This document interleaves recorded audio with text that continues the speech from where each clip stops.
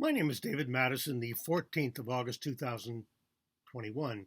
It's very gratifying that atheism has gained momentum, especially in the last 2 decades. Well, more than 500 books have been published explaining in detail the falsification of theism, Christianity especially. If you go to my book's website, www.10toughproblems.com, there's a tab there that says Books and Quotes. You'll find all 500 of these titles under that tab, Books. Contemporary atheists have stated the blunt truth, hence this series of videos, Cure for Christianity Knockout Quotes. This is quote number 43. Did you know that the Gideons, that conservative religious organization, have given away more than 2 billion Bibles? Have they made the world a better place for doing that? Has the Bible made the world a better place? Even many devout believers have found the Bible a disappointment, but won't say so out loud. They managed to get through it on the chapter-a-day plan, but many times this effort backfires. Author Andrew Seidel has said that the road to atheism is littered with Bibles that have been read cover to cover.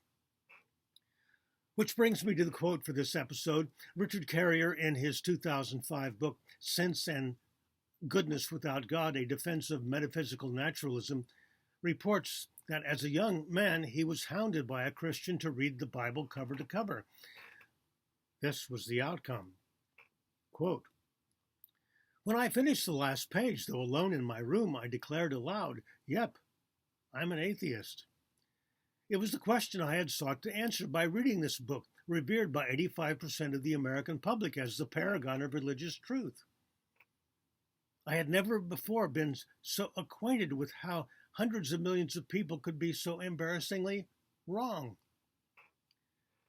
This revelation led me on a quest to find out more about this matter. It seemed inconceivable that I was the only one who noticed what a total pile of baloney the Bible was, the only one who could see that all the evidence and the simple process of well-thought-out logic led to the conclusion that there was no God, or certainly none around here." Unquote.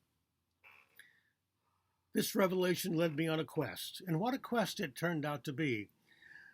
Carrier has a doctorate in ancient history from Columbia University and has become one of the world's top Jesus scholars. In 2014, he published On the Historicity of Jesus, Why We Might Have Reason for Doubt. This 700-page book is now basic, indispensable homework for anyone truly interested in what we can know about Jesus. It's highly readable. But back to the quote. Regarding the Bible, he was curious how hundreds of millions of people could be so embarrassingly wrong. The Bible is honored, praised, adored, it's considered holy, but most people just don't bother to read it. And when they do read it carefully, all of the horrors and bad theology come into full view. Carrier wondered if he was the only one who noticed what a total pile of baloney the Bible was. Well, no, a lot of serious thinkers have noticed it, even though they're not quite so blunt. And hundreds of Christian apologists have labored so hard for centuries to make it seem like it's not a total pile of baloney. But what about the gospel stories of Jesus? Are those baloney?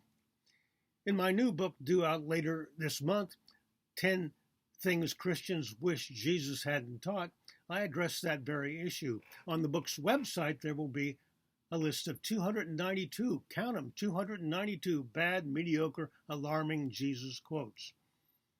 It's hard to stick up for Jesus when there are so many negatives.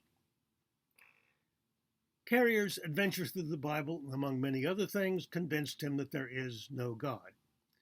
So if you want to risk it, yes, go ahead. Read the Bible cover to cover. Go.